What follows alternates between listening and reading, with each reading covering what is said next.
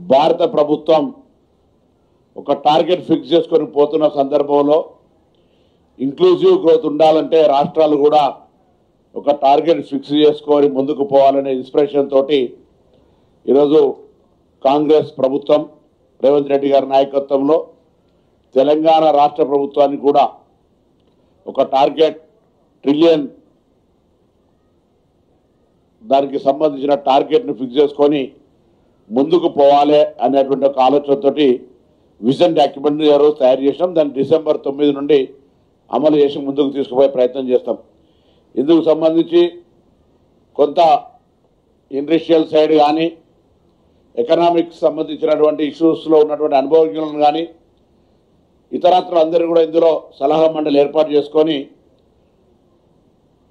గ్రోత్ను ఏ విధంగా మనం వేగవంతం చేసుకోవాలి. ఎందుకంటే నార్మల్గా తెలంగాణ రాష్ట్రం ఏర్పడిన నాటి నుంచి ఇవాళ చూస్తేనే 4 ఇంతల గ్రోత్ ఉంది. ఇలా మనం 200 బిలియన్ డాలర్లతోటి మనం ముందుకు పోతా ఉన్నాం.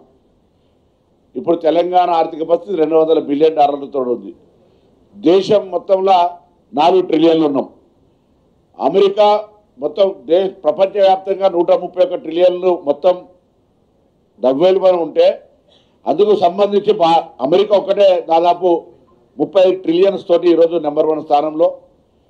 చైనా దాని తదుపరి 14 ట్రిలియన్స్ తోటి ఉన్నటువంటి సందర్భంలో ఈరోజు భారతదేశం కూడా పోటీ పడే సందర్భంలో దానికి అనుగుణంగా తెలంగాణ గ్రోత్ ఉండాలి అనేటువంటి ఆలోచనతోటి 2047 విజన్ తీసుకొని అన్ని రంగాలు మంత్రిత్వ శాఖల ద్వారా వచ్చేటువంటి సమాచారం కావచ్చు, అప్గ్రేడేషన్స్ కావచ్చు, రెవెన్యూ సోర్సెస్ కావచ్చు, టూరిజం కావచ్చు, ఇతరత్ర అన్ని రకాలుగా ఇంక్లూజివ్ గ్రోత్ తీసుకొని కాంపిటేటివ్ స్పిరిట్లో ఒక టార్గెట్ను పెట్టుకున్నప్పుడే మనం అదర్వైజ్ ఆల్సో మనం 600, 700, 500 బిలియన్లకు వెళ్తుండొచ్చు.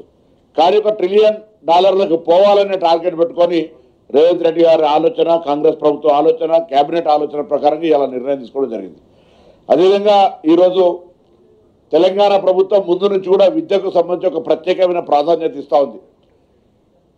గత విద్యా సంవత్సరం ప్రారంభక ముందు అమ్మ ఆదర్శ పాఠశాలల పేరు మీద విద్యా వ్యవస్థను మారుస్తూ ఇన్ఫ్రాస్ట్రక్చర్ క్రియేట్ చేస్తూ ఉద్యోగస్తుల టీచర్ల బదిలీలు చేస్తూ ప్రమోషన్లు ఇచ్చు కొత్త నియామకాలు చేపట్టే కార్యక్రమంతో పాటుగా అనేకమైనటువంటి కార్యక్రమాలు ఒక గురుకులాల వైపు వాళ్ళకు సంబంధించినటువంటి బెడ్ ఛార్జీలను పెంచడం కావచ్చు, కాస్మెటిక్ కావచ్చు. ఇవాళ మరొకసారి తెలంగాణ విద్యా రంగానికి సంబంధించి గతంలోనే జీవో ఇచ్చినప్పటికీ ఈ విద్యా సంవత్సరంలోనే మహబూబ్ నగర్లో బాసరా త్రిపుల్ చొప్పున ప్రతి విద్యా సంవత్సరం 180 చొప్పున 6 సంవత్సరాలకు 1080 మందిని అడ్మిషన్ తీసుకోవడానికి ఇలా కేబినెట్ ఆమోదించింది. అదేవిధంగా గ్రామీణ ప్రాంతమైనటువంటి హుస్నాబాద్లో శాతవాహన యూనివర్సిటీ కింద 4 కోర్సులకు గాను 60 చొప్పున 240 అడ్మిషన్లు ఈసీఈ, అదేవిధంగా కంప్యూటర్ సైన్స్, ఐటీ, అదేవిధంగా ఆర్టిఫిషియల్ ఇంటెలిజెన్స్ 4 కోర్సులకు సంబంధించి 60 సీట్లతోటి 240 ఇంటేక్ తోటి జరిగే కౌన్సిలింగ్ లోపల సీట్లు తీసుకోవడం జరుగుతోంది ఇంజనీరింగ్ సంబంధించి.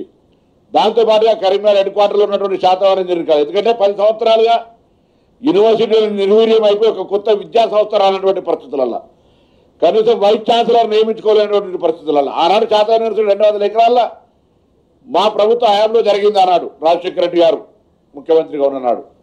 దాని తర్వాత ఒక్క వైస్ ఛాన్సలర్ కూడా వేసుకునే పరిస్థితి లేక ఇన్ఫ్రాస్ట్రక్చర్ క్రియేట్ చేసుకునే పరిస్థితి లేకపోతే ఇలా మళ్ళీ 10 సంవత్సరాల తర్వాత ఒక గ్రోత్ చూపెట్టే విధంగా 60 చొప్పున 2 క్లాసులకు ఎల్ఎల్బి అడ్మిషన్లు ప్రభుత్వ తరఫున శాతవాహన యూనివర్సిటీ లా కాలేజ్, అదేవిధంగా 60 సీట్ల ఎల్ఎం చొప్పున తీసుకోవడానికి ఇలా ప్రభుత్వం కేబినెట్ ఆమోదించింది.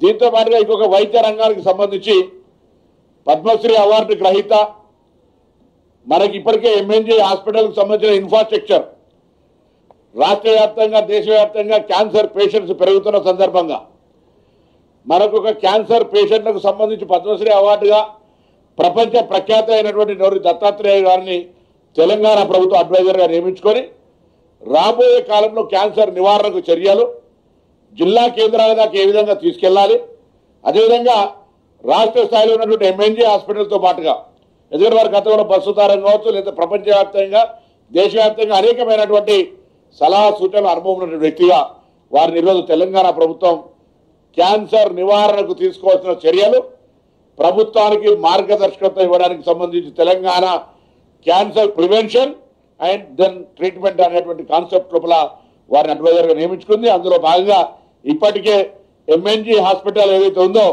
దాని అప్గ్రేడేషన్ కావచ్చు, స్టాఫ్ రిక్రూట్మెంట్కి ఆమోదం చెప్పడం కావచ్చు, ప్రభుత్వం ఆ పెరుగుతున్నటువంటి క్యాన్సర్కు సంబంధించినటువంటి ప్రివెన్షన్తో పాటుగా ట్రీట్మెంట్కి సంబంధించి అన్ని రకాల చర్యలు తీసుకునే విధంగా ప్రభుత్వం నిర్ణయం తీసుకుందనే మాట కూడా ఈ సందర్భంగా మనవి చేస్తాను.